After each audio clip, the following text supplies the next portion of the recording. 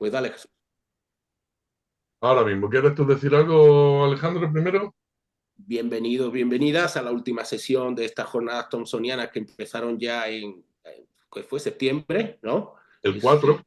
el 4 de septiembre en México y bueno, que han sido, creo, sumamente interesantes para tratar diferentes temas, no solo de la obra de Thompson, sino asuntos que la obra de Thompson tocan y que la trasciende en gran medida.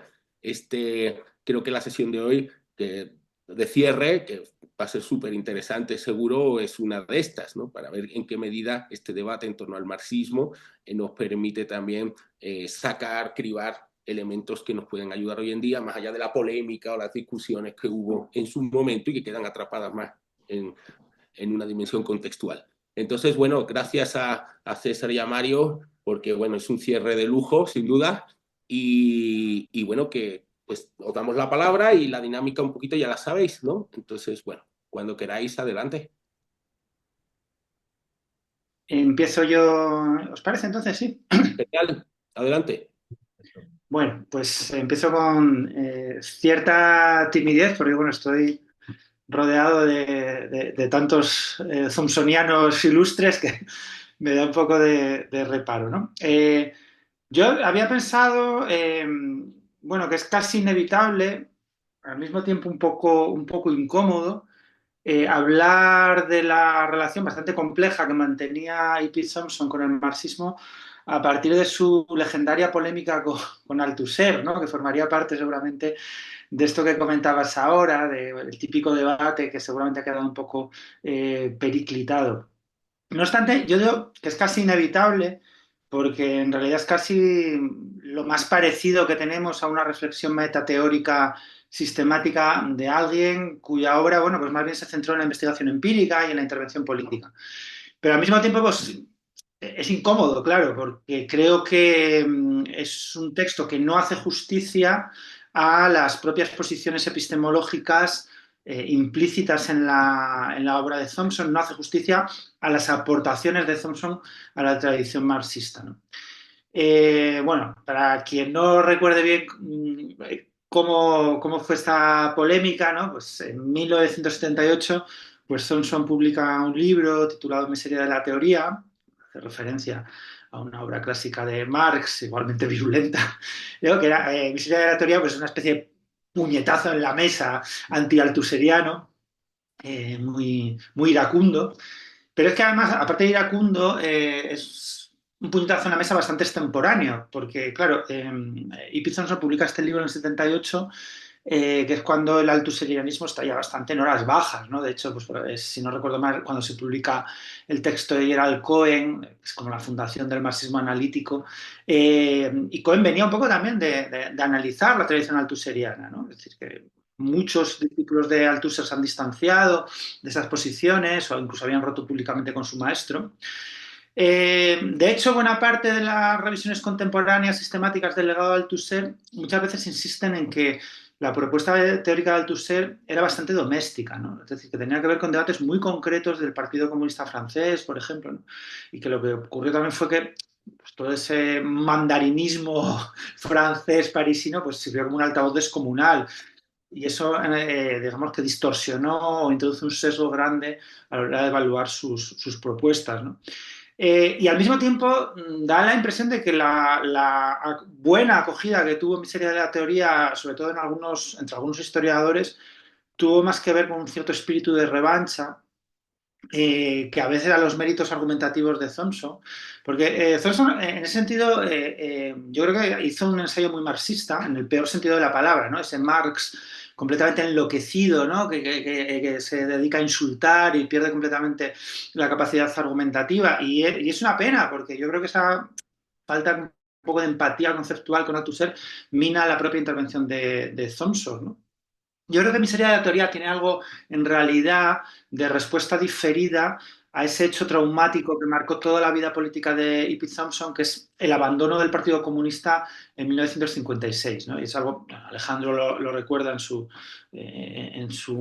recopilación de artículos de Thompson, ¿no? Que para Thompson el seguidismo de la política soviética por parte del Partido Comunista británico obedece en buena medida al abandono del método marxista por parte del partido, ¿no? O sea, que ahí había en juego una cuestión política importante. Bueno, en este ratito lo que me gustaría hacer son algunos apuntes bastante desordenados acerca de la posición epistemológica de Thompson y su relación con la teoría marxista. No tanto la que elaboró explícitamente en Miseria de la Teoría, como la que se sigue de su trabajo como historiador, ¿no? Pero sí quería hacerlo reconstruyendo críticamente algunos de los problemas que planteó Althusser y a los que Thompson daba una respuesta, a mi juicio, no muy satisfactoria, ¿no? Y entonces yo lo que querría hacer es, bueno, como pensar respuestas alternativas. Lo que me gustaría hacer, pues igual es un poco arrogante, no lo sé, ¿no? Me gustaría ayudar a Thompson a elaborar mejor de lo que hizo sus propias posiciones, su propia respuesta al Althusser, porque creo que son posiciones muy productivas. En primer lugar, me gustaría hablar de la idea de corte epistemológico, porque, claro, una de las razones de que a Thompson le resulte tan irritante, tan insatisfactoria la intervención de Althusser es, en algún momento, escribir su concupiscencia epistemológica, ¿no? ¿A qué me refiero? Pues a que Althusser mezcla todo el rato la reivindicación de la teoría social de Marx con el análisis filosófico de esos conocimientos, ¿no?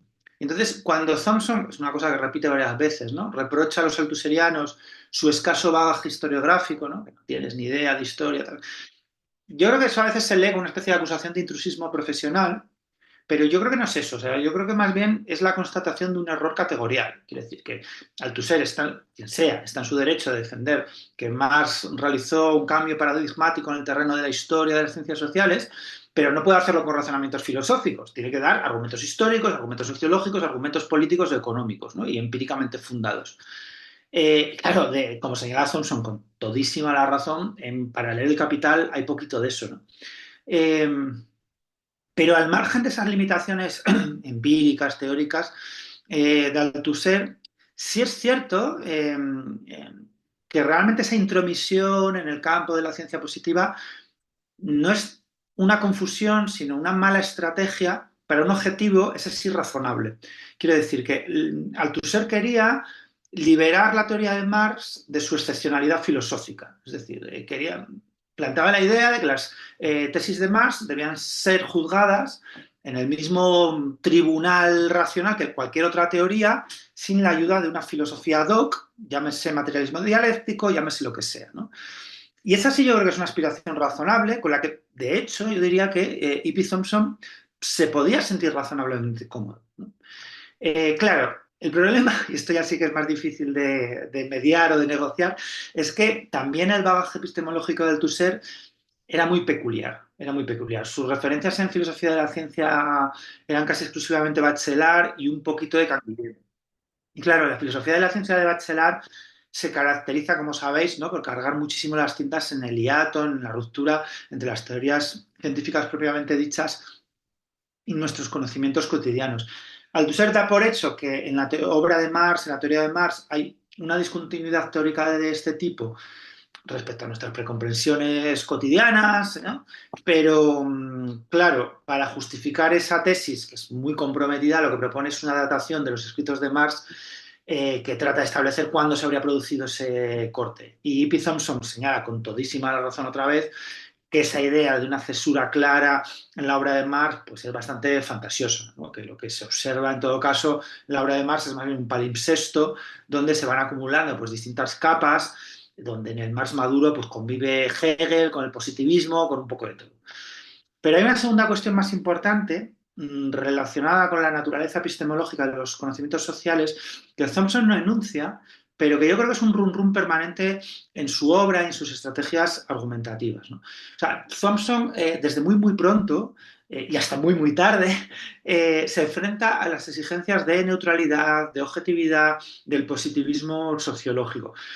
Hay un texto de Fontana que recuerda cómo en sus últimos años Thompson denunciaba las propuestas de reemplazar el léxico histórico que incluía pues eso, indicadores de conflicto, ¿no?, pues feudalismo, capitalista, burgués, por otro léxico mucho más neutro o de pretensiones consensuales, ¿no?, preindustrial, tradicional, dinámica de modernización, ¿no?, desarrollo, que sugieren eso, autorregulación, neutralidad, consenso, ¿no? Claro, a mí mi sensación es que en Miseria de la teoría Thompson no se atreve a llevar ese razonamiento hasta el final, como se hizo un poco en la misma época otro historiador, Paul Bain, ¿no? Y no se atreve a enunciar que lo que ocurre es que en ciencias sociales lo que tenemos son conocimientos polémicos, con identidades lógicas débiles. Si nos creemos la teoría del corte epistemológico de Bachelard, pues entonces las ciencias sociales caen del lado de los saberes cotidianos, pragmáticos o, como decía Bain, sublunares. Si no nos creemos esa teoría, y no hay por qué creérsela, ¿no? Si no creemos esa epistemología dualista, pues los conocimientos históricos estarían en un punto, en algún punto, ¿no? De un continuo entre los conocimientos de las ciencias duras y los saberes informales, ¿no? Pero todo el embrollo thompsoniano en el que se mete a menudo, ¿no? Sobre la naturaleza dinámica de la clase social, en el que la clase social acaba siendo una especie de objeto sublime, imposible de objetivar, yo creo que tiene que ver con el vértigo que nos produce reconocer esa naturaleza más o menos praxeológica de las ciencias sociales. Y que seguramente, aceptando eso, ¿no? Pues a Thompson se le hubiesen aclarado bastantes de los barrizales en los que se mete. Y yo creo que es interesante porque es una manera de entender las ciencias sociales incómoda para el marxismo clásico, pero mucho más cercana a la manera que el propio Thompson ubicaba su propia aportación científica dentro de esa tradición teórica y política, ¿no? De una forma muy libre, con muy pocas dependencias teóricas.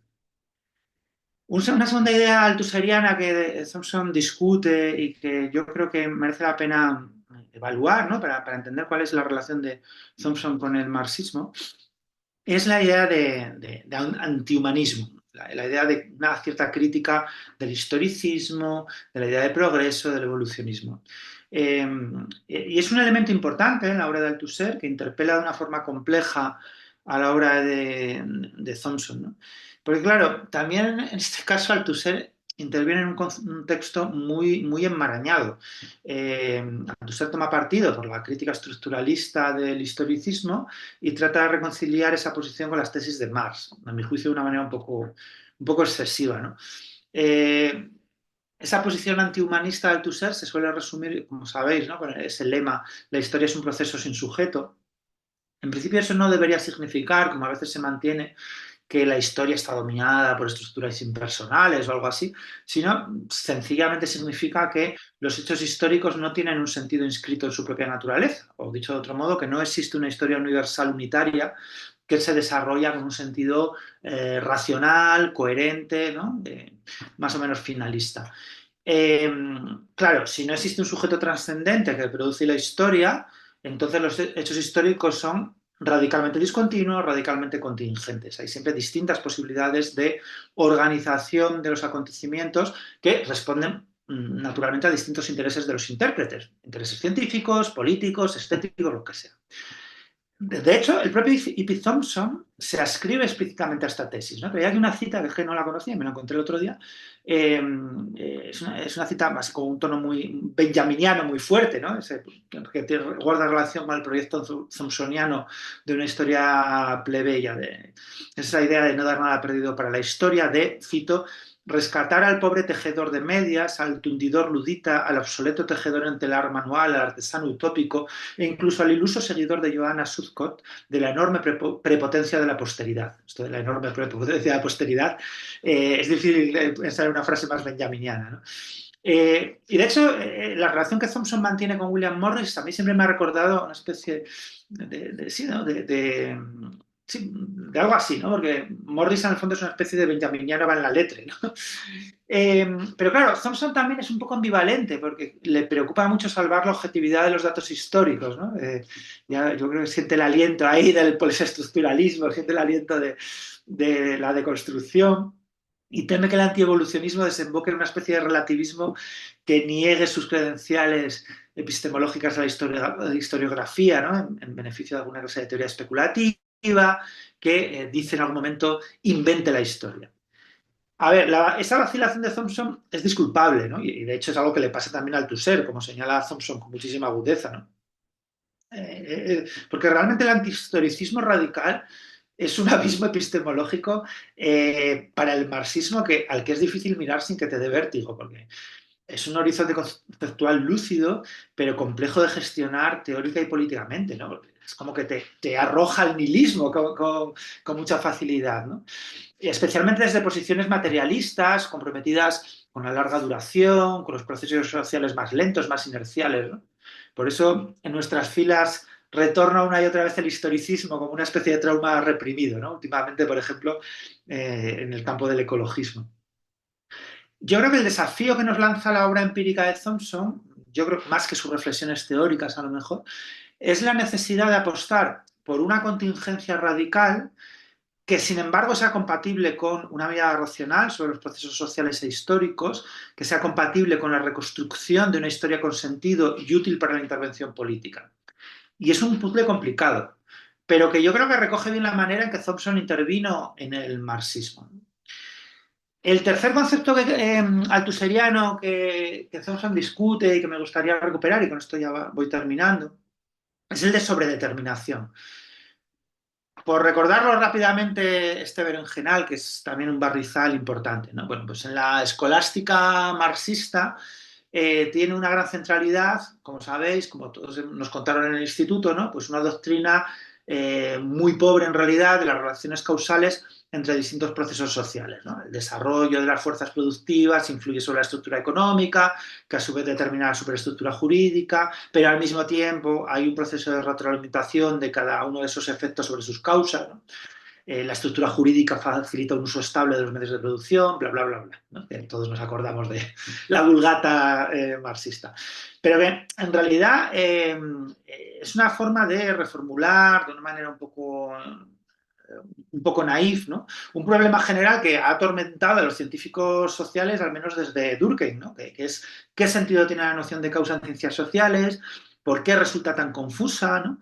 El materialismo vulgar, pues de una respuesta especulativa, que es la idea de relación dialéctica, y Althusser yo creo que entendió bien que era una solución espuria. Y lo que pasa es que como alternativa propuso, como sabéis, el concepto de sobredeterminación, que es una elección bastante comprometida, procede del universo freudiano y tiene un cierto parentesco con la idea de causalidad estructural. Yo creo que es una elección terminológica horrible, horrible, ¿no? Porque genera una cantidad de malentendidos tremendos. En filosofía de la ciencia normalmente se usa sobredeterminación causal para enunciar la posibilidad de que dos o más causas, cada una suficiente para desencadenar un efecto, pues se den simultáneamente, ¿no? Es como si te apuñalan y te disparan en la cabeza a la vez, ¿no? Pues tu muerte estaría sobredeterminada. Althusser, en cambio, lo usa para otra cosa completamente distinta, que es para describir un pluralismo causal, o sea, que sean necesarias varias causas simultáneas para que se dé un solo efecto, ¿no? Es como si te apuñalan un poquito y te envenenan un poquito, ¿no? Y las dos cosas juntas te matan. Eh, lo cual hace que sea todo muy confuso, porque la verdad es que la idea de pluralismo causal es súper habitual en ciencias sociales y da un poco de vergüenza leer la vehemencia con la que Althusser la reivindica, ¿no? Pues es como descubrir un poco el Mediterráneo. Aunque de verdad, la verdad es que teniendo en cuenta algunas discusiones marxistas, pues a lo mejor tiene sentido, ¿no? De hecho, la intervención de Thompson tampoco es particularmente brillante en este sentido, ¿no? En Miseria de la teoría desarrolla, yo creo, una serie de reflexiones muy especulativas, sin mucho recorrido, y es una pena, porque Thompson, una vez más, tenía a la mano una propuesta tal vez menos original, pero que creo que clarifica mucho mejor su propia posición y está mucho más presente en su trabajo empírico, ¿no? En su enorme trabajo histórico. Por enunciarlo así de una manera rápida, para no enrollarme más y de una manera rápida y muy excesiva, yo creo que el marxismo de Thompson es básicamente un marxismo gramsciano. Es un marxismo gramsciano. O sea, y creo que enunciándolo así se aclaran un montón de malentendidos y se entiende muchísimo mejor lo que está en juego en su obra, en su inmensa obra empírica. Es completamente razonable que sea así, porque Thompson habla en momentos política históricamente muy distintos de los de Gramsci, sin duda, pero que afronta desafíos en partes similares, ¿no? El periodo entre guerras cuando escribe Gramsci es el de la derrota del positivismo, también el marxista, es el periodo de la irrupción de los problemas relacionados con la subjetividad en la teoría marxista.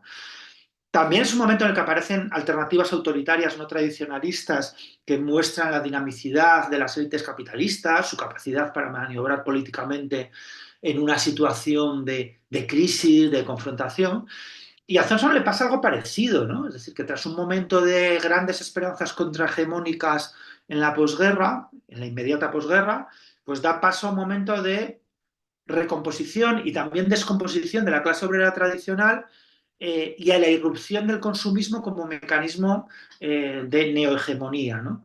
Y ese es en un sentido diferente también un momento muy gramsciano, un momento de guerra de posiciones, ¿no?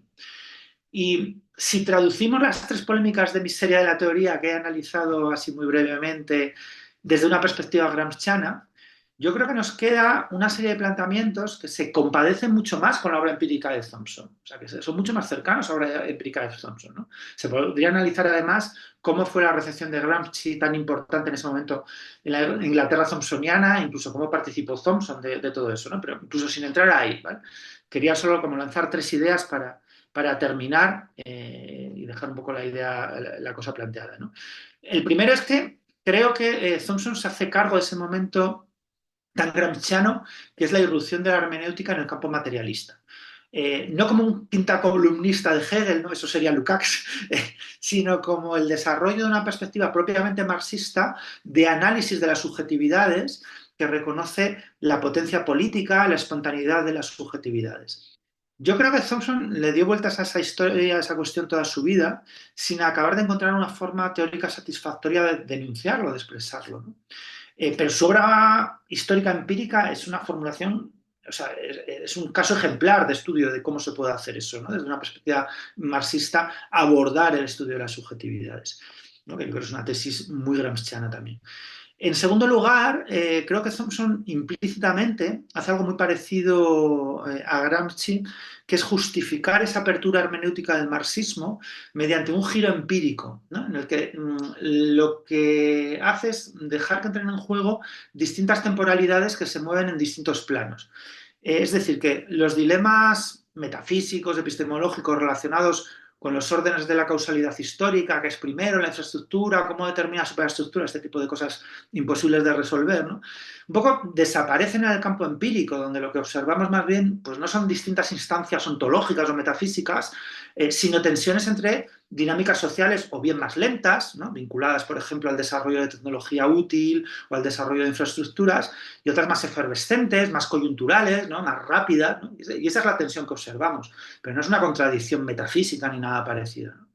Y en tercer lugar, y por último, como consecuencia de lo anterior, yo creo que Thompson presta mucha atención a las dinámicas de creación de un sentido común compartido que fundamentan tanto relaciones de consentimiento como contrahegemonías en disputa. Eh, que yo diría de nuevo que es una de las grandísimas aportaciones del campo marxista al estudio de las subjetividades, ¿no? La teoría de la hegemonía, la teoría del consentimiento. Eh, Así que, un poco, yo diría que la aportación de Thompson al marxismo, a la teoría marxista, al margen de su obra empírica infinita, ¿no? Que uno no se le acaba, es también la demostración o el desarrollo, ¿no? Del empírico de las líneas programáticas que en Gramsci están apenas esbozadas, ¿no? O sea, yo creo que Thompson hace lo que a Gramsci le hubiese gustado hacer si hubiese vivido 40 años más, si hubiese tenido todo el tiempo y una cátedra para hacerlo. Y eso es algo al mismo tiempo más modesto y mucho más importante que algunas de las formulaciones metateóricas explícitas que aparecen en Miseria de la Teoría y otros escritos. Yo creo que es algo importante para el marxismo, pero también para las ciencias sociales en general. Y muy importante también para la intervención política de nuestro tiempo. Y nada más, esto era lo que se me había ocurrido contaros y me callo ya para escuchar a Mario. Muchas gracias. Nada, pues muchísimas gracias, César, porque yo voy a entrar a la discusión al final, un poco a algunas de las cuestiones que tú has planteado, pero vamos, mucho acuerdo en esa visión ciertamente gramsciana final, ¿no? que has dibujado, ¿no? Con Thompson. Realmente yo me había propuesto abordar tres cuestiones y una que tenía que ver más bien con la ubicación, con la situación de Thompson en el marxismo de su época y en el recorrido que tiene su forma de entender el marxismo. Y me gustaría abordar, por una parte, el marxismo, ¿no?, de Thompson, escrito en su época, y digamos, lo que supone para Thompson también, ¿cómo decirlo?, su trayectoria o su estilo cognitivo, la experiencia del antifascismo, también 1956, y un poco elaborar una mínima cartografía del marxismo occidental con el que dialoga, que luego daré paso también al diálogo con Althusser. Pero me gustaría también abordar algo que hace Anderson, Perry Anderson, en su discusión con Thompson, que es muy interesante, que tiene que ver con la lectura thompsoniana de Marx, es decir, con, digamos, el canon que elabora el propio Thompson y en el que inspira su trabajo, porque me parece muy interesante el canon que elige, digamos, de lecturas del corpus de Marx, y donde yo creo que también, a pesar de que Anderson tiene en su texto, ¿no?, de Arguments Within Western Marxism, tiene como una caridad epistemológica, caridad hermenéutica importante, creo que no es del todo justo en algunos elementos y creo que es interesante rescatarlo para, digamos, tener un puente con la actualidad, que creo que hay elementos fértiles y otros quizá no tanto, ¿no?, en esa lectura que hace Thompson de Marx, para terminar justamente en esta discusión con Althusser, que sería como la gran confrontación dentro del marxismo occidental o sea, de Thompson, ¿no?, con Althusser. Y además voy a leer dos textos que son contemporáneos, esto lo haré al final, así con un poco de redoble de tambor, que son muy interesantes, porque uno es de la miseria de la teoría y otro es de un texto que escribe contemporáneamente Althusser para El Manifesto, que es una discusión política sobre el Estado, donde se ve la enorme mutación del concepto de historia que tiene Althusser en esas alturas, ¿no? Lo digo porque, como decía César, eh, justamente es verdad que parece como a veces un exabrupto un tanto extemporáneo la miseria de la teoría, porque de repente el althuserianismo ya no tiene el vigor que tenía, digamos, en los 60 y a principios de los 70, y sin embargo, mi sensación es que se pueden aproximar los contextos e incluso ciertas dimensiones teóricas de los autores más de lo que en principio parece, sobre todo si nos referimos a estos textos que digo de finales de los 70, que son diferentes. Este texto en concreto que luego citaré se llama El marxismo como teoría finita, o sea, que tiene ya veréis que tiene una enjundia.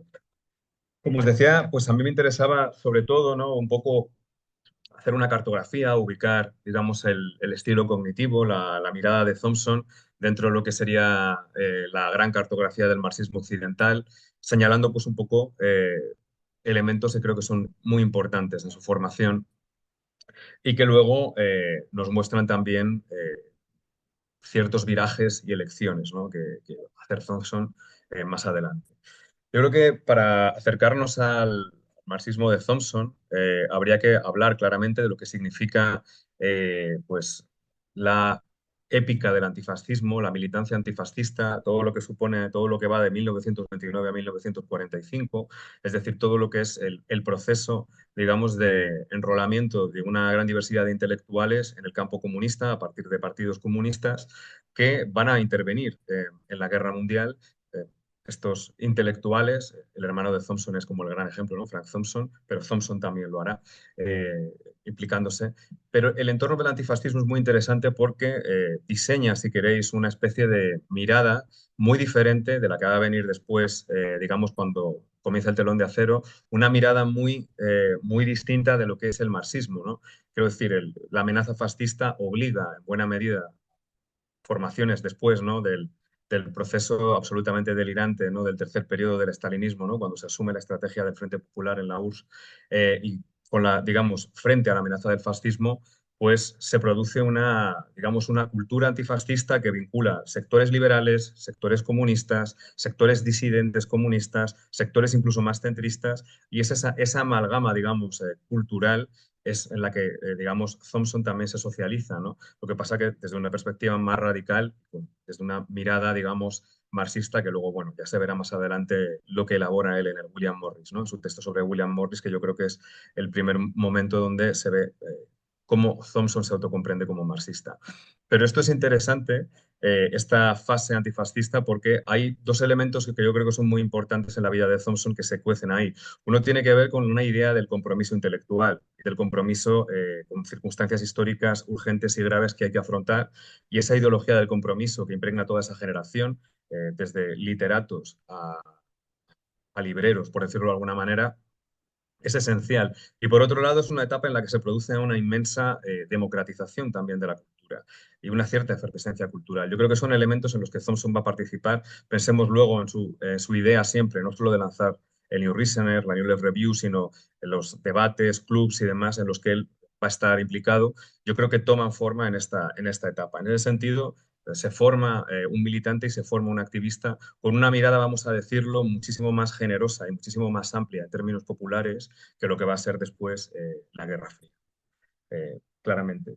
Hay un elemento que yo creo que es fundamental también digamos, en la trayectoria de Thompson que hay que señalar y que yo creo que además es un parteaguas para toda la tradición marxista de la época, que es la llegada de 1956, es decir, la llegada de lo que va a ser la lectura del informe secreto, ¿no? del PCUS, del informe de Khrushchev, de la denuncia del culto a la personalidad, con todo lo que implica. Quiero decir, que implica un verdadero terremoto en todo lo que es no solo en las repúblicas soviéticas, sino también en todos los partidos comunistas occidentales, en el Partido Comunista Francés, en el Partido Comunista de Gran Bretaña. Es decir, genera un revuelo inmenso y supone una gran fractura que es vivida, digamos, con cierta ambivalencia. Al principio parece que esa gran denuncia, ¿no?, que se elabora a esa denuncia y esa crítica, digamos, de esa burocratización y esa violencia, ¿no?, del estalinismo va a suceder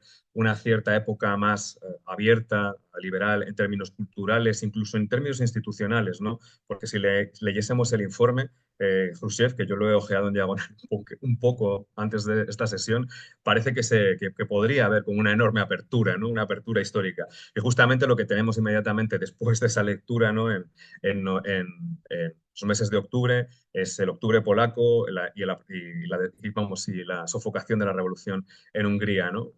Tenemos justamente, además, la Revolución Húngara cuestiona el sistema de partido único, entre otras cosas. Son dos grandes revueltas que inmediatamente muestran claramente que eso que parece que se inicia en el proceso de desestalinización, pues no es tal, ¿no? Es simplemente, pues parece que es una actualización del estalinismo, pero no es realmente esa etapa de apertura política que parecía que se iba a dar. En el caso de Thompson, además, se suma la guerra del Sinaí, con lo que, digamos, el nivel de, ¿cómo decir?, de desánimo es inmenso, ¿no? Es inmenso y yo creo que es un momento que es un parteaguas, porque es un momento en el que además lo que se pone, digamos, en el centro crítico es en términos teóricos, es ese breve curso de 1938 de Stalin, de esa gran división, eso sí que era una división estructural entre materialismo dialéctico y materialismo histórico, ¿no?, que condicionó, y ese mecanicismo absoluto, ¿no?, que condicionó a toda una generación también de marxistas, y es un momento también de replanteamiento y de volver a pensar en nuevas bases el marxismo. Y es un momento en el que Thompson va a decir claramente que él se identifica con un humanismo socialista, ¿no? Va a identificarse con algo que es totalmente coherente, por otro lado, con proposiciones, digamos, epistemológicas que ha señalado César, que luego va a manejar en la miseria de la teoría, relacionadas con la conciencia, con su lectura de los procesos históricos, con su concepto de agencia y su concepto de experiencia, ¿no? Por aproximar el contexto luego a un texto como la miseria de la teoría. A mí me parece como muy importante señalar estos momentos porque, claro, lo que va a haber digamos, una fractura en el movimiento comunista y será un momento de reinvención del marxismo. Y en ese proceso de reinvención del marxismo, Thompson va a optar precisamente por esa visión de humanismo socialista, obviamente anclado a su trabajo de investigación histórica y a su trabajo de historiador, muy diferente del trabajo, digamos, filosófico que van a hacer otro tipo de autores vinculados a este humanismo al que se opondrá, como señalaba César, ¿no?, con esa visión, ¿no?, del antihumanismo teórico de Marx, el propio Althusser. Es interesante porque Thompson, no así, por ejemplo, Althusser y otros autores, van a romper con el Partido Comunista y van a salir fuera del partido y van a trabajar fuera del partido, lanzando medios, lanzando espacios de discusión, espacios de organización y de debate, otro tipo de estrategias en la sociedad civil, pensando un poco en la guerra de posiciones también que señalaba César, ¿no? Eso va a estar como ahí en juego, ¿no? Y a mí me parece como también un elemento a rescatar y a señalar. Otros autores, como por ejemplo, como decía Althusser, harán una especie de éxodo interior dentro del partido, donde también intentarán cuestionar lo que va a salir después de 1956, que va a ser, pues, un proceso, digamos, donde la desestalinización, pues, no va a tener lugar en los partidos comunistas, pero Althusser, de la Volpe y algunos otros autores en Italia van a intentar refundar, digamos, distintos marxismos a partir de críticas a esa ortodoxia del Diamat y al mismo tiempo, pues, digamos, a esa visión soviética. Es interesante señalar, ¿no?, que no todo el mundo rompe, ¿no?, con las organizaciones comunistas. Thompson sí que lo hace y creo que es interesante, se plantea ahí un diálogo curioso entre, digamos, los marxistas occidentales, que yo creo que lo voy a retomar luego después, porque si bien Thompson no cuadra del todo, ¿no?, con la definición de marxismo occidental, ¿no?, que elabora Perry Anderson y que elabora también no solo en su texto sobre el marxismo occidental inicial, sino en otros textos que ha reelaborado más adelante, ¿no? Si bien no cuadra del todo, es muy interesante porque las discusiones epistemológicas, que son algo clásico dentro del marxismo occidental, ¿no?, pues están ahí y bueno, y Thompson se acerca a esa tradición de una manera muy directa e intenta proponer, digamos, una epistemología alternativa yo creo que con una fortuna irregular. Pero vamos a ir más adelante a esta cuestión. Me parece interesante señalar sobre todo, acercándome ya a la miseria de la teoría, ¿no? O sea, sin meterme tanto en sus textos históricos, que son fundamentales, o sea, desde el William Morris a la formación de la clase obrera en Inglaterra, luego lo abordaré a partir de la miseria de la teoría un poco, pero me parece muy interesante cómo en la miseria de la teoría intenta mostrar, y yo creo que esto es un elemento bastante novedoso en Thompson y al que no se le ha prestado quizás suficiente atención. Anderson se la presta, pero creo que no del todo, no con tanta, no tanto como debería, que es a su lectura y su crítica, y dentro, digamos, dentro de la selección de textos fundamentales que hace de Marx está su crítica velada, obviamente, bueno, no velada, clarísima, a Althusser, que tiene que ver sobre todo con los textos de la década de 1840 que selecciona. Cuando tiene que seleccionar una serie de textos inspiradores de protocolos, digamos, de investigación para la historia e inspiradores también, digamos, de una lucha social y una mirada también crítica y moral contra el capitalismo, pues selecciona los manuscritos de París, selecciona también la ideología alemana, el manifiesto del Partido Comunista, textos de los 40 donde también está, si queréis, la crítica más romántica de Marx. Pienso, por ejemplo, en la revuelta de los tejedores de Silesia, en toda esa fase de Forbes también, ¿no?, que es una época que resuena muy bien también con esa mirada digamos, de marxismo más romántico que puede tener Thompson y que elabora a través del William Morris, ¿no?, como uno de los textos centrales. Es interesante esa selección de textos y es interesante también la crítica que hace, ¿no? Él hace una crítica tremendamente encendida, si os acordáis, en la miseria de la teoría, de los Grundrisse. Bueno, o sea, creo que no hay una sola palabra buena en la miseria de la teoría sobre los Grundrisse. Si la hay es como colateral. Formas económicas precapitalistas es denominada como un hegelianismo mal construido o mal reconstruido, etcétera, etcétera. Pero es un texto es interesante la crítica porque se ve claramente qué es lo que le molesta y lo que le va molestando a Althusser. Y es básicamente esa concentración, y de Marx, digamos, es una crítica a Althusser a través de Marx. Tiene que ver básicamente con esa concentración en la economía política como un área específica al que se dedica muchísimo tiempo y en la que se trata de fundar, de alguna manera, la crítica histórica marxiana. Y eso es lo que Thompson no tolera de ese texto y tampoco va a tolerarlo en El Capital. Las críticas enormes a los primeros libros del Capital son clarísimas, ¿no? O sea, esa visión excesivamente filosófica, esa visión, digamos, excesivamente sociológico-estructural es lo que le va a molestar a Thompson constantemente. Y esa exploración económica también, ¿no?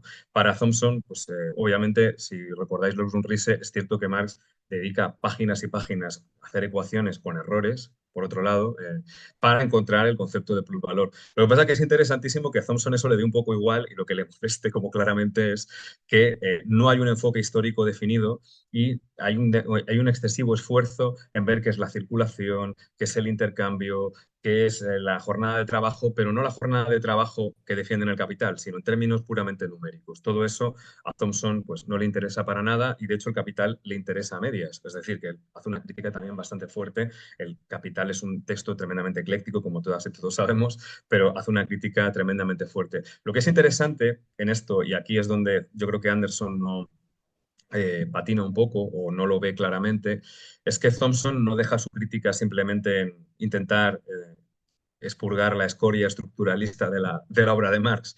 Luego, de hecho, va a decir que, bueno, con con la Internacional y con otros textos posteriores, pues bueno, va a recuperar su mirada. Thompson también presta una atención que no es excesivamente, ¿cómo decirlo? No la desarrolla mucho, pero a mí me resulta muy interesante y va a hablar también de que Marx recupera ese programa antiguo de investigación que tenía en la década de los 40 en sus textos tecnológicos, es decir, en los textos que edita Lawrence Crowther, los textos que van desde el cuaderno Kowalewski hasta sus últimos días, y donde él intenta explorar pues, a través, digamos, de una mirada mucho más etnológica, pues distintas sociedades, inspirándose en Morgan, en Maine, en distintos antropólogos, ¿no?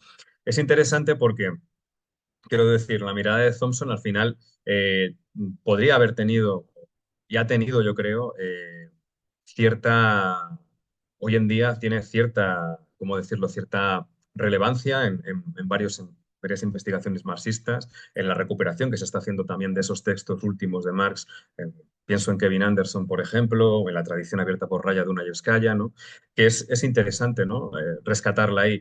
Y es algo que en lo que no suele repararse demasiado.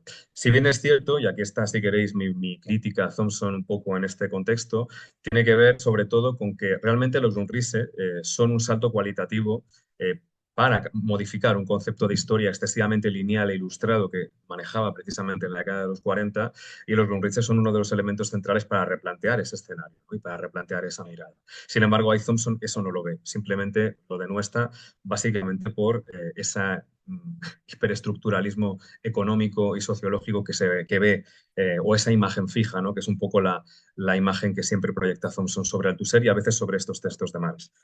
Y yendo directamente ya un poco a lo que sería la disputa, ¿no? con Althusser, hay varias cosas que me resultan interesantes al destacar.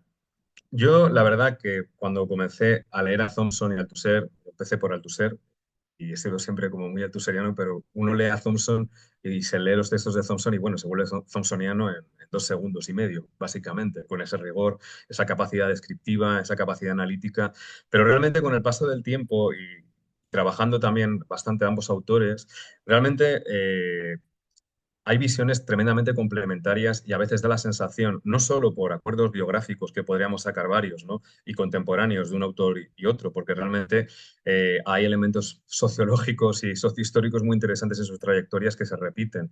Por ejemplo, uno que me parece interesante y no menor es que justamente cuando llega el deshielo y cuando se tiene que tomar una posición política, ambos, tanto Althusser como Thompson, son dos figuras de la izquierda desestalinizadora, digamos, de sus partidos. Son dos autores que apuestan por una línea de izquierda, lo que pasa que obviamente en la tradición francesa, que es una tradición donde el estructuralismo rompe con la fenomenología y de ahí todos los problemas que tiene luego Althusser con el sujeto, pues el escenario, digamos, nacional y el escenario cultural es distinto, y en el caso de Thompson la apuesta por el humanismo frente a la burocracia política también es comprensible. Quiero decir, pero hay elementos que yo creo que son que se pueden aproximar. Lo que no se puede aproximar, yo creo, poco, que es más difícil, es el leninismo althuseriano y su filomaoísmo con una visión de un socialismo mucho más popular por parte de Thompson, que creo que ahí es donde hay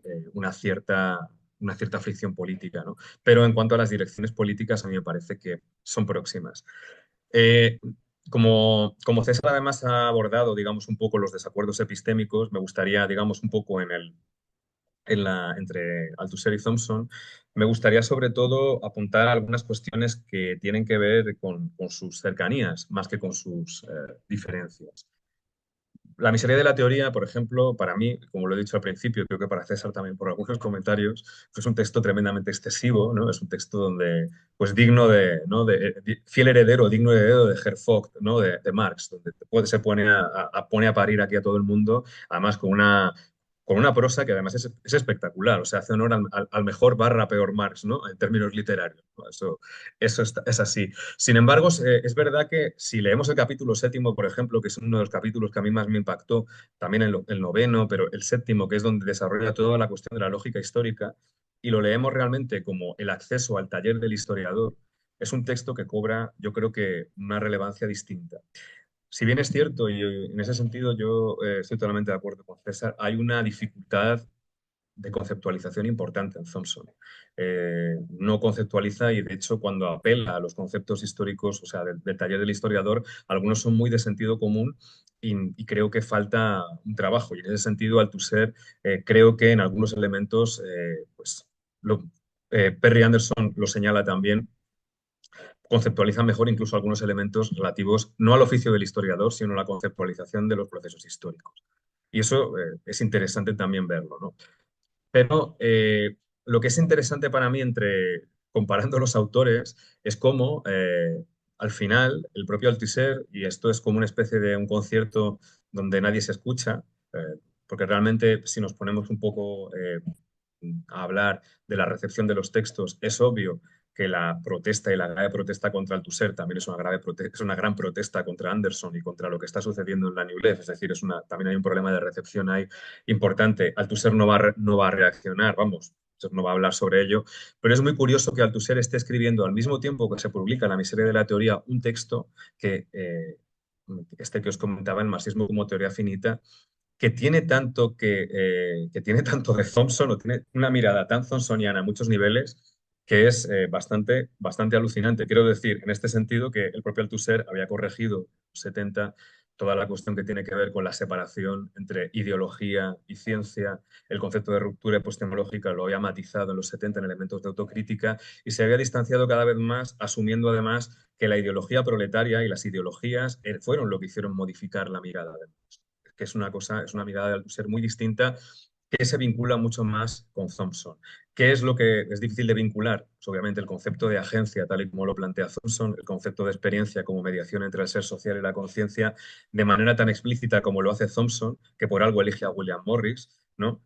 Pues es muy diferente que la visión que tiene Althusser, que es una visión que liga más, si queréis, a partir del texto sobre la reproducción, con ciertas teorías de la reproducción social, pero, y a mí me parece que también hay que hacer una cierta justicia, donde la lucha de clases y la definición de las clases es muy similar, porque la definición relacional de las clases en Thompson y la visión de la lucha de clases en Althusser como algo que constituye a las propias clases es uno de los acuerdos como más grandes que hay entre los dos autores.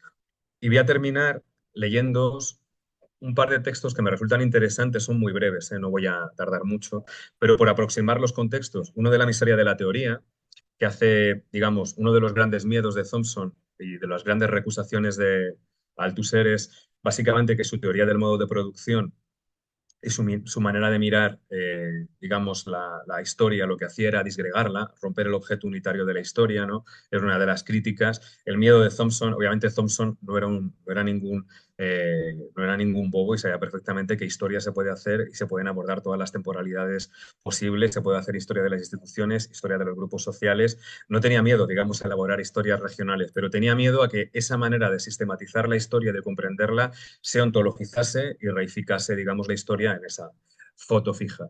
Y por eso va a entender, siempre se va a distanciar de la teoría del modo de producción, no negándola, pero entendiendo que no es un modelo para entender la historia, sino que son expectativas. Y voy a leer ese texto y os voy a leer un texto de Althusser que creo que es interesante como para abrir discusión, para que veáis la aproximación contextual, al menos teórica. Este texto dice: el materialismo histórico emplea conceptos de igual generalidad y elasticidad, explotación, hegemonía, lucha de clases, y los emplea más como expectativas que como reglas, e incluso categorías que parecen ofrecer menos elasticidad, feudalismo, capitalismo, burguesía, aparecen en la práctica histórica no como tipos ideales que se llenan de contenido a lo largo de la evolución histórica, sino como enteras familias de casos especiales, familias que incluyen a huérfanos adoptados y a retoños de la mezcla de razas tipológicas. Y dice esta frase que a mí me encanta, por cierto: la historia no sabe de verbos regulares, ¿no? Y si vamos a leer algo que escribe en la misma época el propio Althusser, que es bastante sorprendente cuando uno se acerca a los textos que citaba César, ¿no? Porque claro, si leemos leer El Capital, por ejemplo, que es un texto que, pues, como decía Sacristán, pues en cierto sentido es una gran logomaquia en muchos momentos, ¿no? Es verdad, o sea, tiene momentos de este tipo y además tiene muy poco cuidado con la escuela de los anales, es decir, no debate de manera como debería con los historiadores o sea, de su propio país. Pero fijaos en lo que dice aquí Althusser, que es muy interesante porque está escrito en la misma fecha de La miseria de la teoría. En estas condiciones, aceptar la idea de que la teoría marxista es finita, que es lo que va a defender a lo largo del texto, Excluye totalmente que se trate de una teoría cerrada. Es la filosofía de la historia la que está cerrada, ya que encierra de antemano en su pensamiento todo el curso de la historia. Únicamente una teoría finita puede estar realmente abierta a las tendencias contradictorias que descubren la sociedad capitalista y abierta sobre su devenir aleatorio, abierta a las sorpresas imprevisibles que no han cesado de marcar la historia del movimiento obrero, abierta y por consiguiente atenta y capaz de tomarse en serio y en tiempo real la incorregible imaginación de la historia.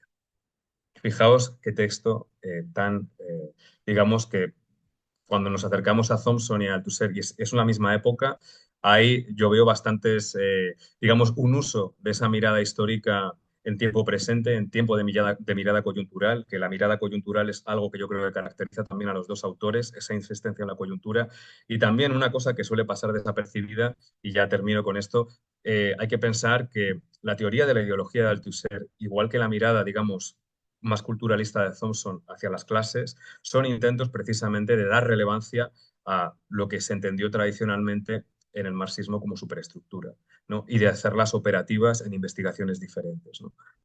Simplemente señalarlo y abrir un poco el debate porque creo que, pues bueno, han salido muchas cosas y bueno, la intervención de César, yo he apuntado muchas notas, así que también.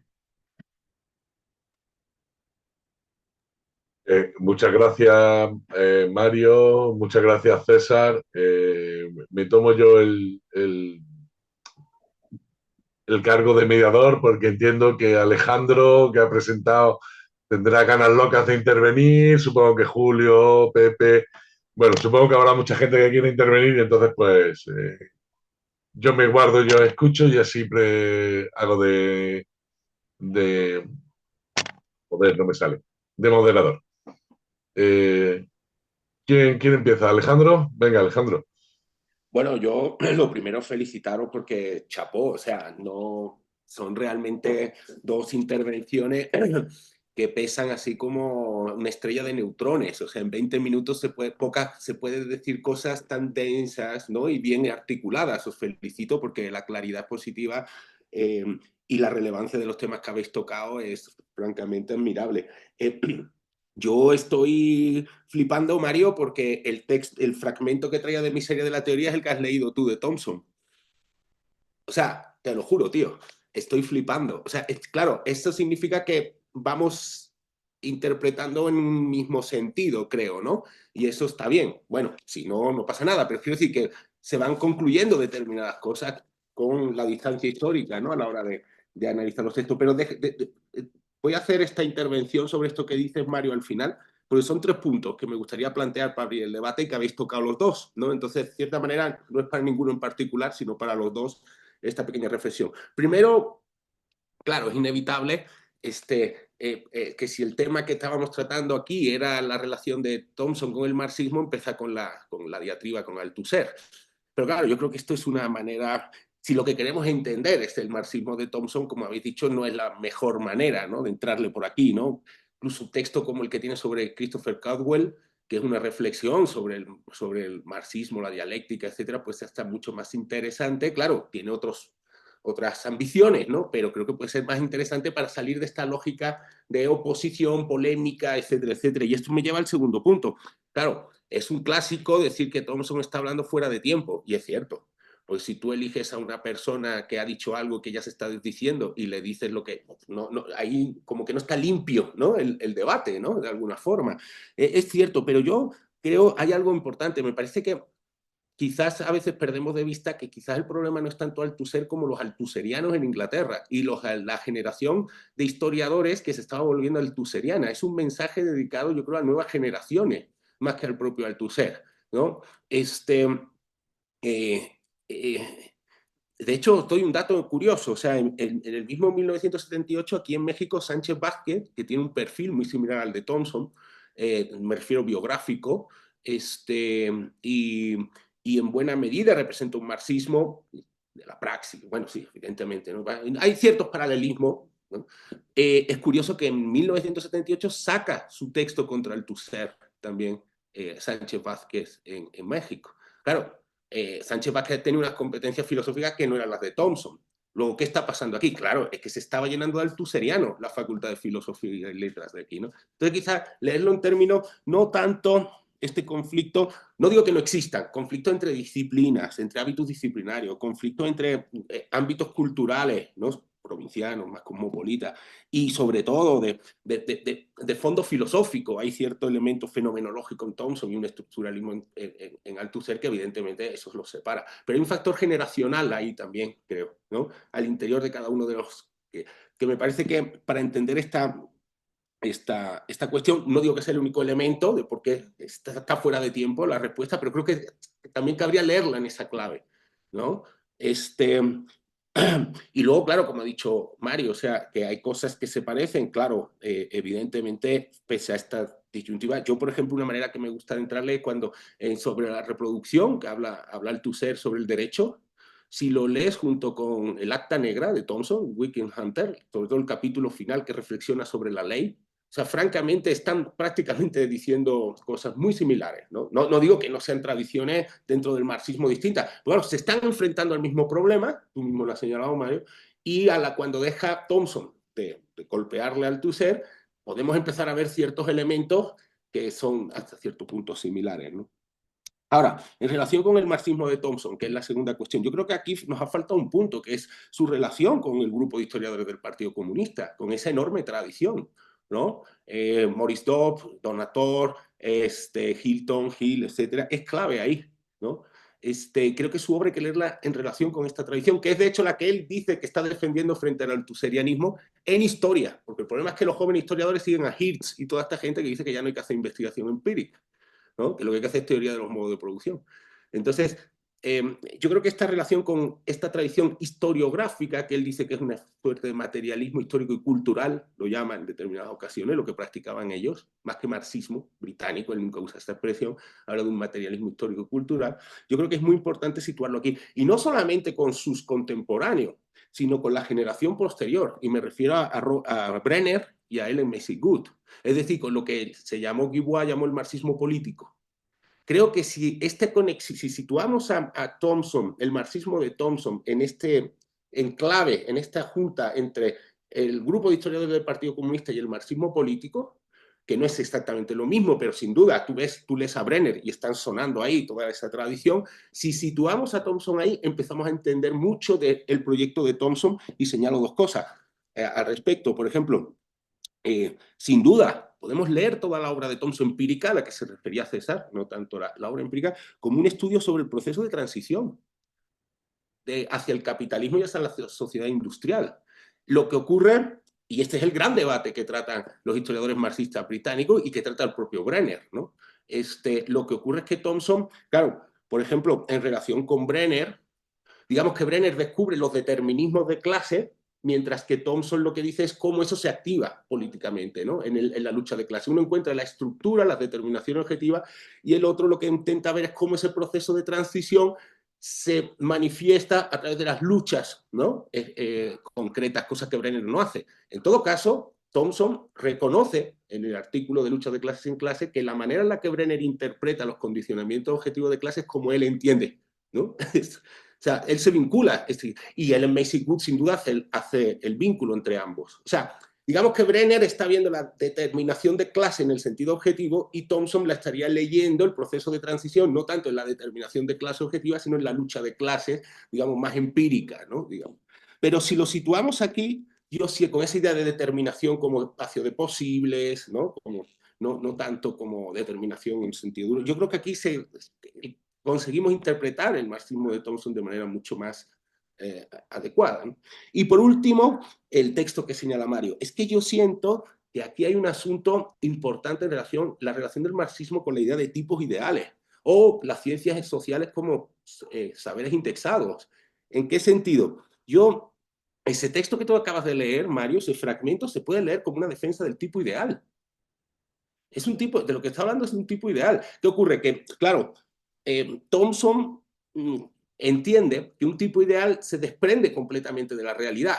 ¿Sí o no? O sea, no es, él lo que está definiendo es la definición de Weber, de decir, a partir de la observación de determinados aspectos de la realidad, ¿no? Sacamos un concepto, un modelo que no está en la realidad, pero nos ayuda a explicarla.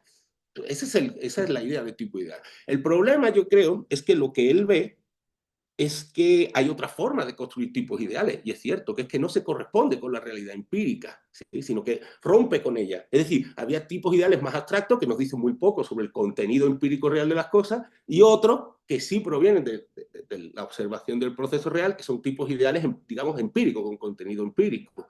Y estos no rompen en ese sentido. Y claro, lo que Thompson, el error para mi entender de Thompson es que entiende que todo tipo ideal se corresponde con el segundo, con el que rompe, con la abstracción absoluta. Y no se da cuenta que él mismo está defendiendo la idea de tipos ideales. Lo que ocurre es que son empíricos, tipos ideales empíricos. Y lo que ve en Althusser es que Althusser, no el que tú has señalado, Mario, sino el otro, está en esa onda, ¿no? Generando tipos ideales abstractos que no están indexados a la observación del proceso histórico. De alguna manera, lo que hay de fondo es que, claro, yo sigo observando ciertas regularidades en la historia, que era lo que decía César, una lógica histórica que me permite extraer el concepto de ahí, ¿no? De alguna forma, frente a la idea de que no tiene ninguna lógica y se le impone el observador metiéndole un concepto, un tipo ideal abstracto, ¿no? Entonces, yo siento que esto nos pone sobre y ya me callo, sobre la pista de en qué medida el marxismo ganaría vinculándose con este tipo de epistemología, ¿no? De una ciencia social indexada, pensada más en términos de tipos ideales, ¿no? Y yo creo que de alguna forma ahí, por eso me ha gustado mucho como has cerrado, Mario, porque yo creo que por ahí hay algo que se hubiera, mucha discusión se hubiera aclarado, si hubiéramos entrado por ahí, ¿no? Bueno, perdón si me he extendido, pero es que vuestra intervención, la verdad que ha sido muy sugerente. Perdona, si os parece, porque creo que va a haber más intervenciones y de este calado, pasamos a que hablen todo el que quiera hablar y luego cerráis César y Mario, ¿os parece? ¿O respondéis primero a...? Yo lo digo por no eternizar, porque si hay preguntas, respuestas, preguntas, Yo respuestas... prefiero agrupar las intervenciones, si nos parece más. Yo Sí, creo que es lo perfecto. mejor porque Dice creo que va a César. haber más intervenciones de este calado. ¿Alguien más quiere hablar? A lo mejor me he precipitado yo al pensarlo así. Yo me animo, sí. Venga, Vale, bueno, muy buenas a los dos. Perdona que no conecté la cámara, pero es que no me funciona el ordenador y me he olvidado de coger la webcam. Así que parece que me atrincheraré en la oscuridad para lanzar mis piedras sin que nadie pueda responder. No, es broma. Me gustan mucho las intervenciones. Quería hacer como algún pequeño comentario y también alguna pregunta. O sea, yo cuando me puse a leer a Althusser en la carrera me quedé como muy a medias porque leí sobre todo pues, las obras de los principios de los 60. Entonces, cuando luego leí Miseria de la teoría estaba fascinado. Y fue después, precisamente hablando con Mario, esas conversaciones en 2014, 2015, cuando estábamos camino a Berlín, que me dijo, no, tienes que leer el último Althusser y alguna cosa que fue escribiendo el propio Mario. Entonces, cuando me propusieron escribir el prólogo a Miseria de la teoría, pues como que sí que me puse a leerme ya el último Althusser e intenté hacer un poco mi propia comprensión de todo este debate, ¿no? Y estoy de acuerdo con algunas cosas que habéis ido diciendo. Me ha gustado esta comparación que hacía ahora Alejandro entre Thompson, entre el grupo de historiadores marxistas y luego entender el marxismo político como uno de los posibles legados de este grupo, que yo también lo veo así. También lo escribió Andrés de Francisco en un libro hace bastante tiempo. Y es la lectura que hacía la propia Max Eastwood, yo creo.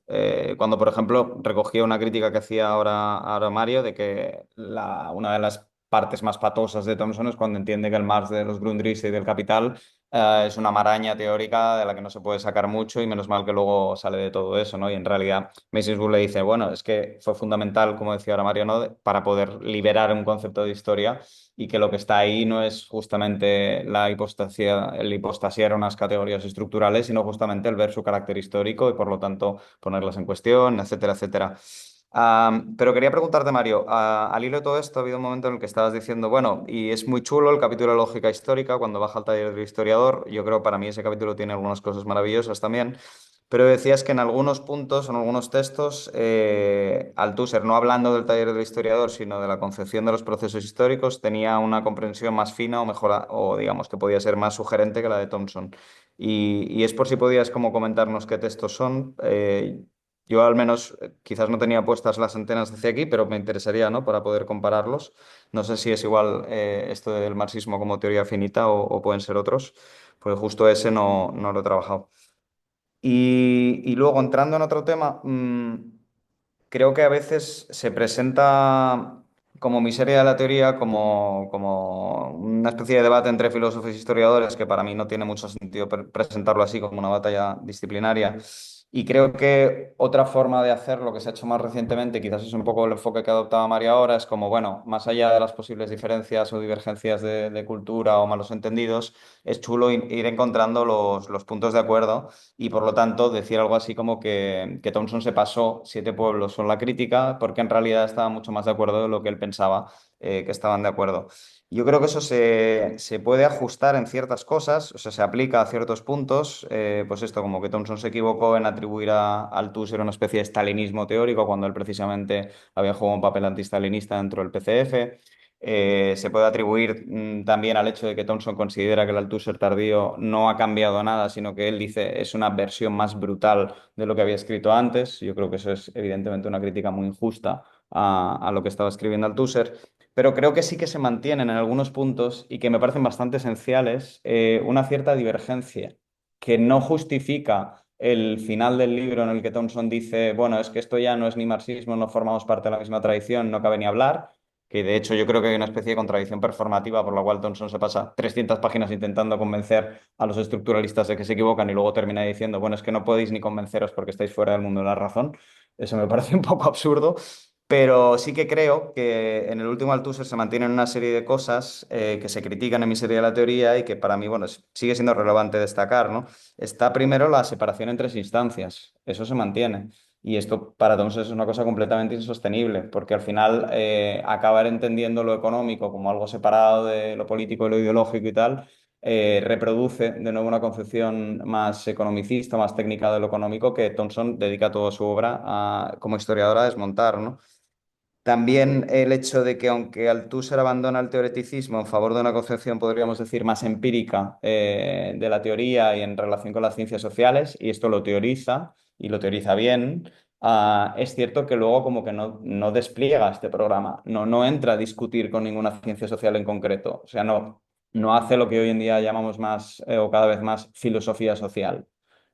Hace la teoría a lo mejor de lo que podría ser la filosofía social, y yo digo que creo que apunta por aquí bien, pero no lo llega como a practicar, ¿no? Bueno, quizás es injusto atribuirle esto porque quizás estaba empezando a hacerlo y paró, ¿no? Pero igual que Thompson tenía proyectos que se quedaron inacabados porque se murió muy joven, pero bueno, creo que era importante señalarlo. Y luego la última que me parece más relevante, que es la noción de sujeto. O sea, el hecho de que Althusser mantenga al final de su vida, esto se ve, por ejemplo, en la entrevista con Fernanda Navarro, la de 1988, que el sujeto sigue siendo una cosa completamente constituida y no constituyente, como una cosa fundada por las estructuras, con todo este juego de la ambivalencia de la palabra sujeto en francés, sujeto a la ideología dominante. Bueno, hay varios textos, ¿no? Del último Althusser que se sigue moviendo por aquí, que yo creo que tienen que ver, como decía Mario, más con esta relación con las teorías de la reproducción social y con una idea de ideología que a mí me resulta muy problemática y que creo que entra en colisión bastante con la forma de entender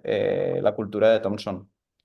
No sé, esto tiene que ver también con cómo los dos lidiaron con el tema del humanismo, ¿eh? O sea, antihumanismo en Althusser, y aquí la preguntaba para César y dejo de enrollarme. Para mí nunca ha sido solo negar la concepción teleológica a la historia. Creo que en Althusser sí que había, como parte de este antihumanismo, el derruir una noción de sujeto como algo que pudiera ser constituyente o que tuviera agencia más allá de lo puramente constituido. Y es eso que creo que no desaparece en el último Althusser, ¿no?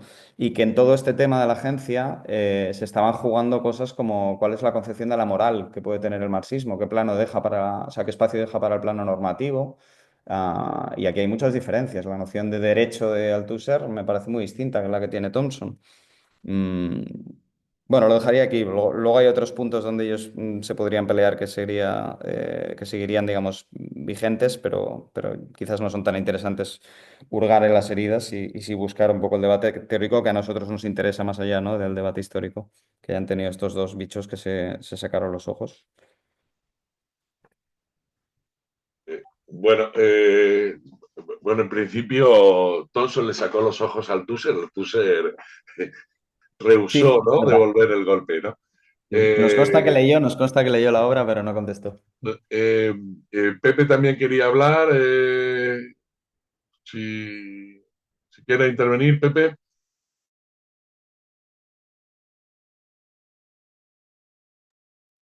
Sí, yo quería preguntar vamos, quería comentaros a los dos sin extenderme mucho eh, sobre la cultura del debate y la cultura de la polémica, que es un tipo específico de arena intelectual a la que nos acostumbramos y que se caracteriza, digamos, por un juego permanente de clasificaciones organizado en torno a no lectura, a lectura apresurada y a falta de comprensión. Entonces, eso, digamos, hay un aspecto que aparece en todas las polémicas, que yo creo que es el papel de la polémica para ocupar el espacio. Una cosa que es muy importante con quien monta una polémica, de hecho hay personas que viven de montar polémicas, es el efecto de ocupar el espacio y el efecto de dividir agua. Yo creo que eso es muy importante cuando, digamos, hay una parte performativa, como decimos en plan pedante en filosofía, de la polémica es más allá del contenido semántico de la misma, que consiste en que las personas están trabajando desde paradigmas que son difíciles de unificar, pues porque no encontramos la forma de unificar los paradigmas en ciencias sociales y en filosofía, ya no digo ni nada. Podemos decir que la desunificación de paradigmas es porque son ciencias deshonestas, como dice Félix Ovejero Luca. Bueno, pues entonces habrá que buscar cuál es la forma de honestidad específica, ¿verdad? ¿Quiénes son los honestos? La gente está trabajando y de repente se monta una polémica que sirve para dividir agua y que genera comentarios. Una cosa fundamental también en las polémicas es la capacidad de generar comentarios. Y además, cuanto menos inteligible sea la polémica, más comentarios genera. Porque más, como dicen los franceses, plus c'est fort, mieux ça passe. Más o menos viene a decir, cuanto más gorda es la gilipollez, mejor pasa, mejor funciona. ¿Mm? Entonces, yo creo que eso es importante, no exactamente por el caso de las críticas de Thomson Althusser, que yo creo que son críticas que están justificadas, pero de una obra que se ha dejado de seguir. Hay una parte de las críticas que están bien, pero una obra que se ha dejado de seguir, en parte por las propias dudas y las propias dificultades teóricas del propio Althusser, que se empieza a arrepentir de las tesis que defiende justo el mismo año en que las publica. Y que tenía que ver, hago esa aclaración por el increíble entorno científico que tenía Althusser alrededor, en el cual estaban Baudelaire y Establé, en el cual estaba Emmanuel Terré, en el cual estaba Passerón, en el cual estaba Bourdieu. Ya sabemos por qué Bourdieu se enfadó con Althusser. Hasta ahora no hay una explicación clara, porque las cartas que se han descubierto son de elogio y admiración mutua hasta que hubo una ruptura alrededor del 68. Y eso hace que sea un tipo que formula tesis y enseguida se arrepiente de ella. Pues claro, eso no tiene la culpa Thomson. Thomson lee el libro y saca conclusiones, que el otro se lo hubiera pensado mejor, ¿no? Pero yo quisiera preguntaros sobre la cuestión de la polémica y de la práctica de la polémica como forma y, digamos, como forma de producción de clasificaciones y de división artificiosa de espacios de trabajo. ¿Mm? Yo creo que en eso, eso, digamos, también un tipo de subjetividad específica en el marxismo, la del polemizador, ¿no? Por ejemplo, Sacristán habla de Althusser, le dice la flojera epistemológica de los franceses. No le hemos hecho un examen a Sacristán para ver lo que sabe de filosofía de la ciencia francesa. Por lo que yo sé, no mucho, no mucho. Pero dice la flojera epistemológica de los franceses y se queda el tío más ancho que Pancho. ¿Mm? Y eso luego se lo he oído yo repetirlo a Félix, se lo he oído, en fin, a muchos de sus seguidores. ¿Qué quiere decir la flojera epistemológica de los franceses? Pichá. Si el círculo de Viena viene de la filosofía francesa de la ciencia en cierta medida, pero ¿sabes de qué estás hablando? ¿Pero sabes de qué estás hablando? ¿Sabes de qué estás hablando? Eso me parece importantísimo. ¿Por qué? Porque además eso suele ser efecto de, ¿cómo diría yo? De una espectacularización del debate científico, me parece a mí, y ya me callo. Eh, gracias, Pepe. ¿Alguna palabra más o pasamos y lo hacemos en el mismo orden que las exposiciones? Primero habla César y luego Mario y ya cerramos. ¿Parece bien?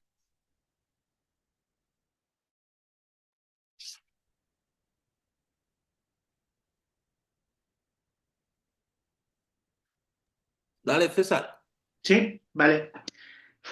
Bueno, voy a intentar ser muy breve, aunque habéis sacado un montonazo de temas súper interesantes y apetecibles de abordar, pero voy a intentar ser breve y sobre todo agrupar temas, ¿no? O sea, yo creo que hay una primera cuestión relacionada con lo que comentaba Alejandro, también Julio, ¿no? Que es como dos maneras de abordar la relación de quien sea, en este caso Ipin Thompson, con el marxismo, ¿no? Una tiene que ver, pues, en buena lógica thompsoniana, ¿no? Con la datación historiográfica, con las relaciones historiográficas históricas reales, ¿no? De Thompson con sus contemporáneos, con las distintas escuelas, con las polémicas que mantuvo, ¿no? Y a mí eso me parece crucial. Efectivamente, yo creo que Thompson estaba escribiendo en buena medida para sus discípulos o gente cercana atraída no solo por el altuserianismo, sino por cierta inercia teórica muy vinculada a una también experiencia de la derrota, ¿no? Son los años 70 en Inglaterra, o sea, que es como en todo el mundo la descomposición del laborismo, llámese laborismo o no laborismo, ¿no? Pero un momento de crisis brutal y es ahí cuando está escribiendo Thompson y yo creo que está efectivamente tratando de contener algo que él ve que se avecina, que todavía no tiene nombre, ¿no? Pero que se manifiesta en el ámbito social, en el ámbito histórico, en el ámbito también de las ideas, ¿no? Y yo creo que hay mucho de eso y eso está muy relacionado con lo último que comentaba Pepe. En ese sentido, yo mencionaría también, junto a la relación con los historiadores del Partido Comunista, que son muy variados, ¿no? Y además son muy diferentes, pero también la escuela de Birmingham, ¿no? Un poco también por legitimar mi tesis de la fuerte presencia gramsciana en Thompson, ¿no? Yo creo que la escuela de Birmingham también le da a Thompson como un espacio de diálogo, un espacio también de, ¿no? Una cámara de eco, si queréis, para temas que dentro del marxismo son complejos, son difíciles de plantear a veces, ¿no? Y yo creo que le da como un espacio más libre donde dialogar también con sus pares, cercanos a la tradición marxista, pero a lo mejor de una manera sí, de eso, pues más libre, yo creo que es la palabra, ¿no? O sea, estudios culturales, la primera oleada de estudios culturales y tal. Pero yo creo que también es interesante pensar, al margen de esa cuestión que me parece crucial, ¿no? Del rigor histórico, de cómo se relacionaba con sus pares, cómo se relaciona con las distintas, en términos, por decirlo altuserianamente, ¿no? Más sincrónicos, odio la expresión, pero bueno, por decirlo así, ¿no? Con la teoría marxista, con los distintos conceptos de la teoría marxista y con las distintas posibles epistemologías afines a la teoría marxista. Que es un poco lo que intentaba plantear, porque yo ahí sí estoy muy de acuerdo con lo que planteabais, bueno, los tres en realidad, ¿no? Que es que hay bastantes puntos de acuerdo en realidad en Althusser y Pete Thompson, ¿no? Y hay semejanzas importantes en distintos momentos de la obra de Althusser y distintos momentos de la obra de Pete Thompson. Respecto a lo que planteaba Julio, pues él también subrayaba, ¿no? Esa idea de los puntos de acuerdo. Y sí, me parece muy bien traído esa idea de que en el antihumanismo, justamente yo subrayaba la parte de la crítica de la teología, sobre todo en la respuesta a John Lewis, ¿no? Pero estoy muy de acuerdo, ¿eh? O sea, tienes toda la razón. A mí la concepción de la ideología Althusser me parece que efectivamente tiene un problema, ¿no? A la hora de conceptualizar ¿no? Efervescencia de la subjetividad, ¿no? Tiene un problema con el marxismo de entreguerras, que es también efectivamente un marxismo muy humanista, evidentemente, ¿no? Está todo ahí ligado. Y de hecho, a mí me pasó, ¿no? Que yo nunca había leído a John Lewis, y cuando lo leí me di cuenta justo de eso que señalaba Julio, o sea, que había en juego algo más importante que tiene que ver con el socialismo cristiano del periodo de entreguerras, ¿no? Con toda con la lógica fabiana, con todo el socialismo gremial, ¿no? Es un socialismo efectivamente muy humanista, pero es un socialismo que engrana, que amalgama muy bien con todo eso que está pasando en el marxismo en el periodo de entreguerras, ¿no? Esa vuelta a la subjetividad, esa disrupción, ¿no? De la conciencia en la teoría marxista. Así que yo diría que están seguramente las dos cosas, ¿no? Algo que encaja mejor con Thompson, que es la crítica antiteológica, y algo que choca diametralmente con Thompson, que es efectivamente esa crítica, ¿no? De ese bueno, humanismo en sentido amplio, ese más humanista, que es en realidad más atento a la subjetividad, ¿no? Yo creo que es más muy gramsciano. Y respecto a lo que dice Pepe, sí, no, estoy de acuerdo. O sea, yo creo que absolutamente, nada más, yo creo que alguna vez lo hemos hablado, ¿no? O sea, esto tiene que ver con una cultura del debate dentro del marxismo profundamente tóxica. De hecho, yo lo comento mucho ahora, ¿no? O sea, que para los que ya tenemos una edad, estas cosas que se viven ahora, ¿no? Como con mucha virulencia dentro bueno, de la izquierda política, en el fondo lo único que tiene de nuevo es que se hace un escaparate público que son las redes sociales, ¿no? Pero bueno, cualquiera que haya participado en debates, ya sea teóricos o prácticos de los movimientos de izquierda, habrá visto probablemente literalmente puñetazos. Yo lo he visto un par de veces en discusiones teóricas acabar a puñetazos, ¿no? Eh, y eso no creo que tenga que ver solo con una cultura organizativa tóxica, sino como señalaba Pepe, con algo eh, con una necesidad de generar identidad, ¿no? Yo creo que por eso también ese libro del de la crítica al Althusser se publica cuando se publica, ¿no? Por ese motivo que decía al principio, en ese momento en el que yo creo que Thompson ve que sus fieles, o no sus fieles, ¿no? Pero seguramente sus interlocutores, sobre todo los más jóvenes, pienso en Stuart Hall, bueno, y otros muchísimos, ¿no? Se sienten atraídos, no a lo mejor por Althusser. Yo muchas veces leyendo mi serie de teoría pensé que en realidad no está, se está dirigiendo al Althusser, ¿no? Se está dirigiendo a una especie de figura del espíritu hegeliana, ¿no? No es Althusser exactamente, ¿no? Un magma de época, y que lo que está intentando es hacer una llamada a filas, ¿no? Una llamada a filas, generar identidad. Y eso yo creo que es complicado de desafiar, efectivamente, por muchos motivos con los que no puedo entrar, pero sería muy saludable hacerlo. Y ya ahora sí me río. Bueno, pues un poco empezando por el final, ya que lo ha comentado César, voy a tirar de ahí, de esto último que comentaba Pepe y voy un poco hacia atrás. Justamente esta cuestión de la polémica y del debate en la tradición marxista, por señalar dos puntualizaciones así, pero que también, y bueno, por hablar de la toxicidad de la discusión, que creo que es una cosa que está a la orden del día siempre.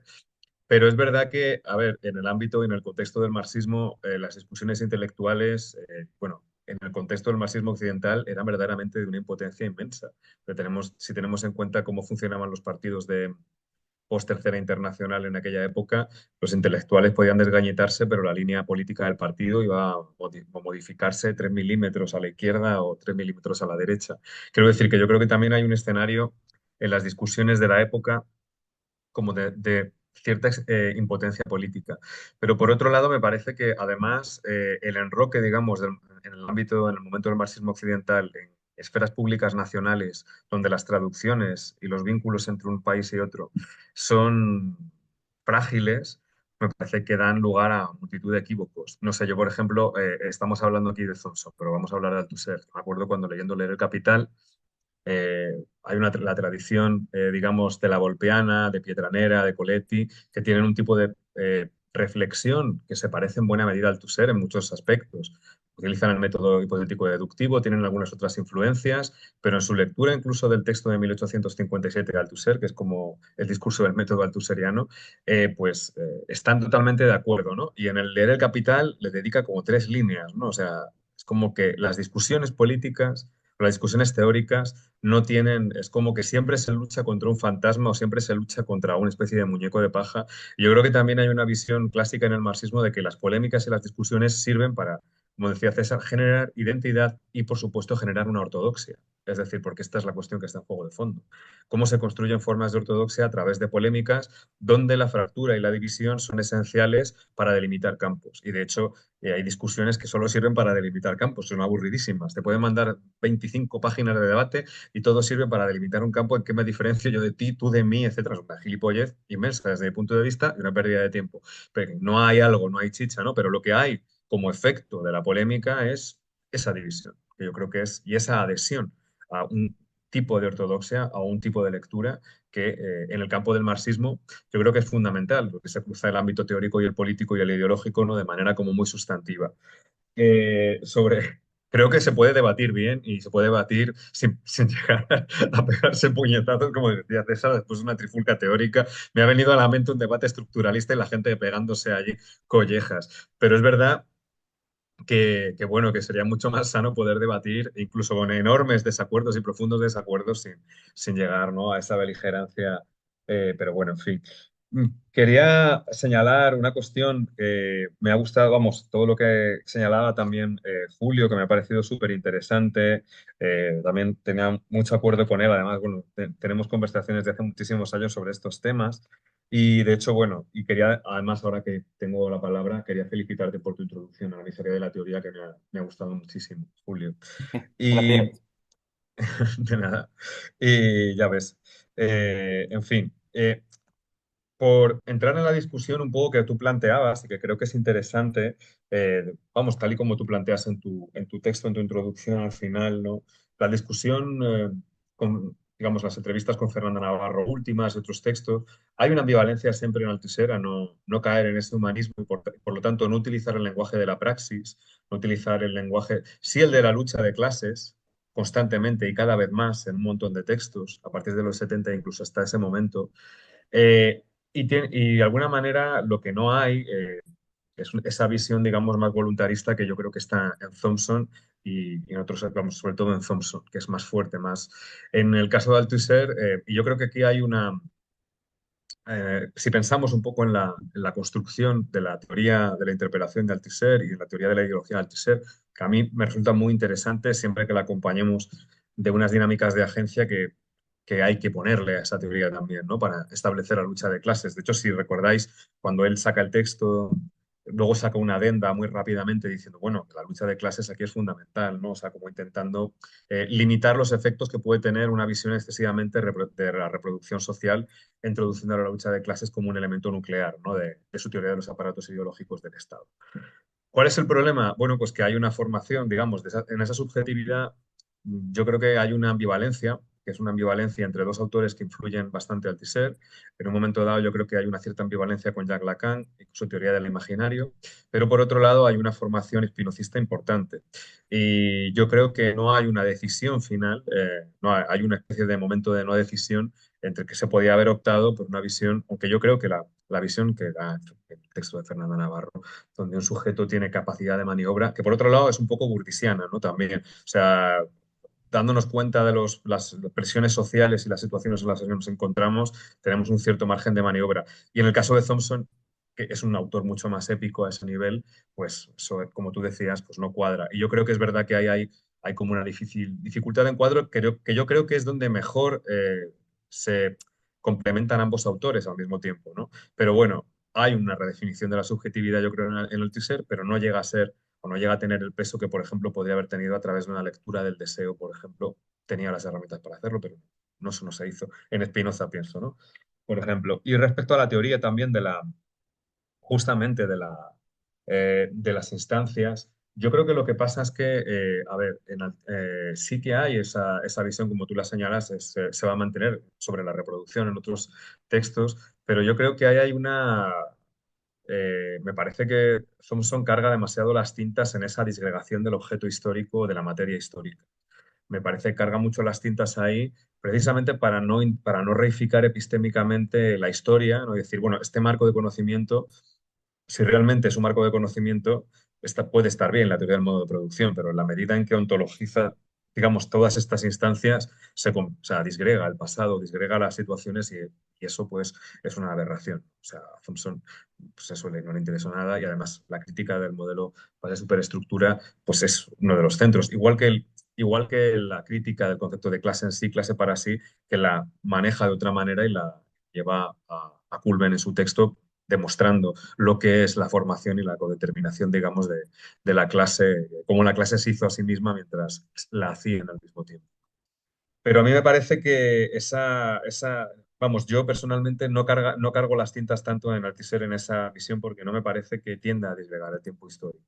Sobre todo conforme pasan los textos. Si veis el texto último que he leído, digo que es como muy thompsoniano porque es incluso un poco negriano, si queréis, ¿no? De atender al presente y a la historia y escuchar qué sucede, cómo se mueve, qué se está cociendo en la historia para poder intervenir, para poder aprender de ella, una apertura, digamos, de la teoría del marxismo como teoría finita, ¿no? Que es lo que dice, me parece mucho más cercana a una visión como la que de hecho en el texto pues se cita, qué están haciendo ahora mismo los profesores, qué están haciendo tales personas, qué está pasando ahí, ¿no? Hay que saber dónde se cocinan las cosas y cómo surgen, ¿no? Y claro, resuena mucho esa visión de lo subalterno también en Thompson, que luego, como ha señalado César, se vincula muy bien también con esa visión gramsciana. Yo eso lo veo o lo leo un poco así. Y respecto y ya con esto cierro, respecto un poco a lo que señalaba Alejandro, yo sí, a ver, yo totalmente de acuerdo con esa lectura, vamos, de, vamos, digamos, de los historiadores del Partido Comunista de Gran Bretaña, de Thompson, de cómo luego eso va hacia el marxismo político, especialmente el Emancipation Book, me parece como de las recepciones más brillantes y operativas también en términos históricos. De hecho, las distinciones entre situaciones de clase, conciencia de clase, cómo plantea las mediaciones Emancipation Book, me parece que es... Vamos, que llega a un lugar en el que Thompson no llega, me da la sensación que si lo hubiera hecho de esa manera Thompson en el texto de Miseria de la Teoría, hubiera sido como mucho más fructífero el debate, probablemente, ¿no?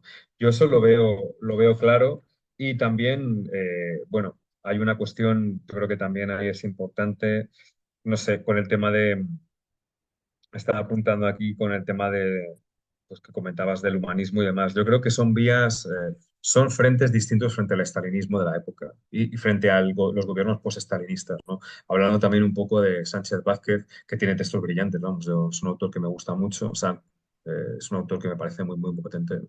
Y si es un filósofo, también está el grupo Praxis. Quiero decir, es una etapa en la que las dos oposiciones que se le hacen Claro, si te quedabas en el partido político, la oposición, digamos, humanista, dependiendo de dónde te situaras, la podías hacer. En otros sitios la tenés que hacer desde fuera, como le pasa a Thompson. En el caso de Francia, ¿qué era el discurso, por ejemplo, del PCF?